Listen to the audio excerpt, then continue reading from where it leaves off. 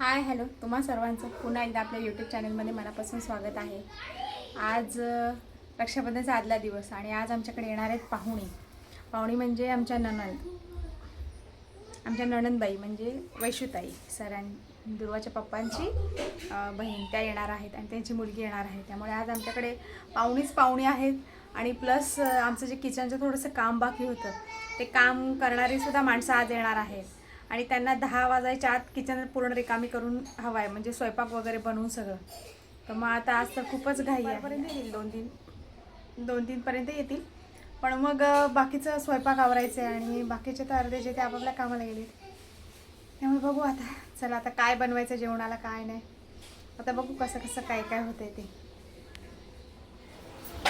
सकाळी थोडी कामांची घाईच चालू होती आणि माणसं पण येणार होती आणि त्यांचा टाईम पण झाला होता, तरी पण माझं काही कामं आवरून झाली नव्हती, म्हणून मी पटपट आपली कामं करत होती। म्हणून म्हटलं पहिले त्याला कपडे ड्रायला लावावी आणि त्यानंतर बाकीचं मग आवरावं। म्हणून मग मी कपडे ड्रायला एका साईडला टाकून घेतली। तर राधाला टी व्ही बघायला लावून दिली होती, मग राधा शांतपणे टी व्ही बघत होती। मग ते कपडे वगैरे व्यवस्थित सगळे ड्रायला टाकले आणि मग ते ड्राय होईपर्यंत म्हटलं आता राधाला मग आंघोळ घालून घ्यावी। म्हणून मग मी ती बघते तर तिथं बसली होती शांत, म्हणून मग तिला मग गेली, जर टॉवेल वगैरे घेतला आणि तिला आंघोळ घालण्यासाठी मग मी तिला घेऊन बाथरूममध्ये गेली आणि तिला छानशी आंघोळ घालून घेतली। कुठे चालली राधा?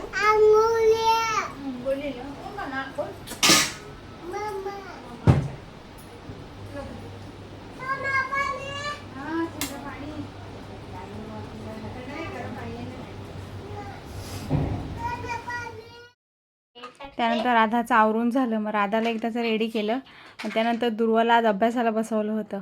म्हटलं एका साईडला ती अभ्यास कर, म्हटलं नाही खूप सारे कपडे एवढे होतात ना, त्यामुळे मग ते कपडे सगळे एकत्र गोळा केले आणि त्या सगळ्या कपड्यांच्या पहिल्या घड्या घालून घेतल्या। नाहीतर मग सगळ्यात जास्त पसारा रूममध्ये त्या कपड्यांचाच दिसत राहतो आणि मग सगळा गोंधळच वाटतो। पसारा जर जास्त रूममध्ये असेल तर स्वतःलाच कन्फ्यूज व्हायला होतं। तेव्हा म्हटलं पहिलं कपड्यांच्या घड्या घालाव्या, त्यानंतर मग बाकीचं काय असेल ते छोटी मोठी कामं आवरावी। म्हणून मग खूप वेळ लागला मला ते सगळं करायला, म्हणून मग पण म्हटलं करून टाकावं एकदाचं, म्हणून मग मी तेच घेतलं आणि ते काम पहिलं कंप्लीट करून घेतलं। त्यानंतर राधा एका साईडला खाली खेळत होती, पण मध्ये तिचं येणं जाणं मध्ये लुडबुड तिची चालूच होती। तरी पण मग ती येत होती, मग मध्येच तिला पण मम्माबरोबर कपड्याच्या घड्या घालायच्या होत्या। मग ती प्रयत्न करत होती, पण तिला काहीच जमत नव्हतं। नंतर मग तिनं देऊन दिला माझ्याकडे रुमाल आणि नंतर मग बसली शांत आणि मग अशा गप्पा मारत होती इकडे तिकडच्या।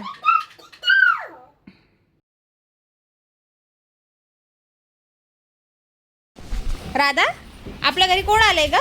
पप्पा दीदी आली आहे आणि अजून पूर्वा दीदी आणि आदू आली आहे आतू आली आहे। आतूने काय खाऊ वाटलं राधाला? काय नाही पेढा। तू खाल्ला का मग पेढा? नाही का ग का नाही खाल्ला पेढा आणि काय गुलाबजामुन बोल केवढे आणले केवढे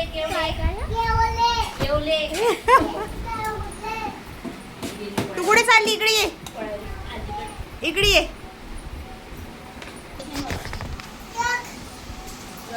इकडे इकडे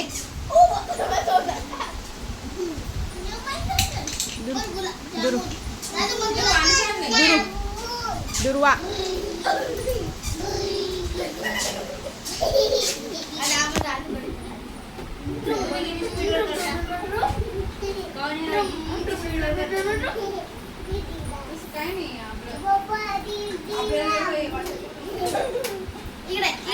हार्ट वाला दाखव काय ते कसलं आहे?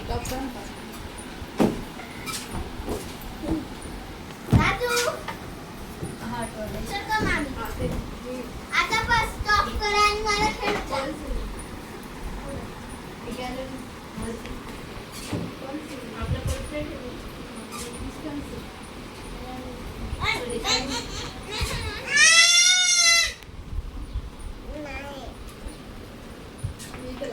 असं आहे राधाचं काम। ती दुर्वा शांत बसली की तिच्या वस्तू घ्यायच्या हिसकावून आणि तिच्या वस्तू घेऊन हिची दादागिरी।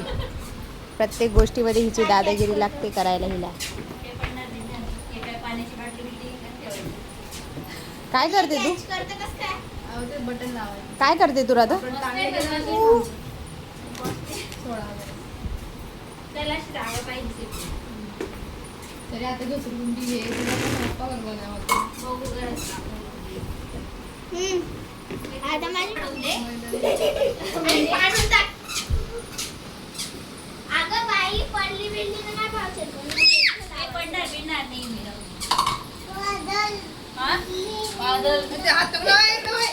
राधा तुम्ही बोलायचं की बोलले नाही. त्यानंतर वैशूताईंनी गावावरून येताना त्यांच्याकडे खूप फ्रेश आणि चांगला खवा मिळतो. मग ते येताना खवा घेऊन आल्या होत्या. मग त्या खव्याचे गुलाबजाम बनवायचे होते आणि उद्या तर आईकडे पण मला जायचं होतं, पण म्हटलं चला म्हणून मग संध्याकाळीच आम्ही मग ते बनवून घेतले. मग वैशूताई बनवून देत होत्या आणि ते मळून वगैरे छान गोळे करून देत होत्या आणि मग मी उभी राहून तळत होती. मग असं एक एक करून, आणि त्याला पण एकटीने करायला खूप वेळ जातो, त्यामुळे मग आता दोघीजणी मिळून करत होते, त्यामुळे ते जरा पटकन झाले. मग ते असे गोळे करून देत होते आणि मी बारीक गॅसवर मंद आचेवर ते तळत होती. गोळे करून देत आहे आणि मी आता इथे असे तळते आहे. बारीक गॅसवर तळावे लागतात. जर फास्ट गॅसवर तळले तर असे करपतात आणि फुटतात. ते गोल्डन होईपर्यंत थोडेसे रेडिश कलरचे होईपर्यंत तळते.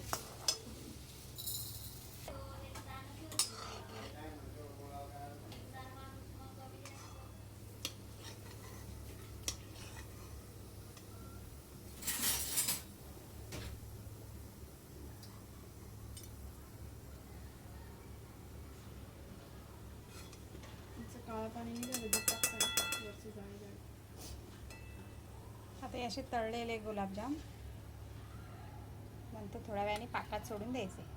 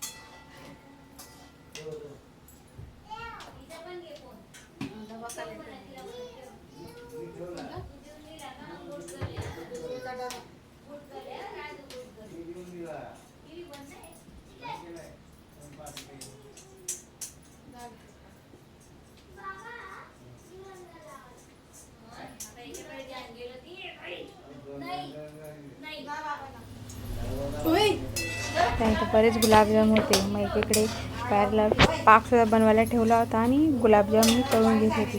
त्यानंतर आज जेवणामध्ये आज आम्ही बटाट्याचे पराठे बनवले होते. मग ऑलरेडी पीठ मळून ठेवलं होतं आणि नेहादीनी भाजी करून ठेवलेली होती. त्यामुळे म्हटलं आता पहिले गुलाबजाम तळून घेऊ आणि मग बटाट्याचे पराठे करून घेऊ, जेणेकरून मग एक तर काम ॲटलिस्ट कंप्लीट होऊन जाईल. म्हणून मग ते झालं. तसं मग बटाट्याचे पराठे मी बनवायला घेतले. काही नाही, साधी सिंपल जशी आपण भाजी करून घेतो, बटाटे स्मॅश करून तशीच भाजी करून घेतली आणि 2 चपात्यांच्या मध्ये भरून मी पराठे करते. कारण बरेच जण मी बघते कसं एका चपातीचा गोळा घेऊन त्याच्यामध्ये बटाट्याचं ते सारण टाकून बनवतात, पण तसं माझ्याकडनं बऱ्यापैकी फुटतं. म्हणून मग मी काय करते, 2 छोट्या छोट्या चपात्या लाटते आणि त्याच्यामध्ये बटाट्याचं स्मॅश केलेलं ते सारण भरते आणि मग त्याच्यात दुसरी चपाती ठेवते आणि मग नंतर पीठ लावून दोन्हीकडून लाटून घेते. मग ते असे मोठेसुद्धा होतात आणि असे बटाटेचे पराठे माझ्याकडनं फाटत पण नाही. म्हणून मग मी तसेच पराठे बनवून घेतले आणि त्यानंतर मग दुर्वानी पण जेवली आणि राधा जेवते घेतलं. कोणासोबत जेवते? हा, इकडे बघ माझ्याकडे. कोणाची भाजी आहे? कशाची भाजी? अरे तू काय जेवते मग? तू काय जेवते? हा, काय खाते तू?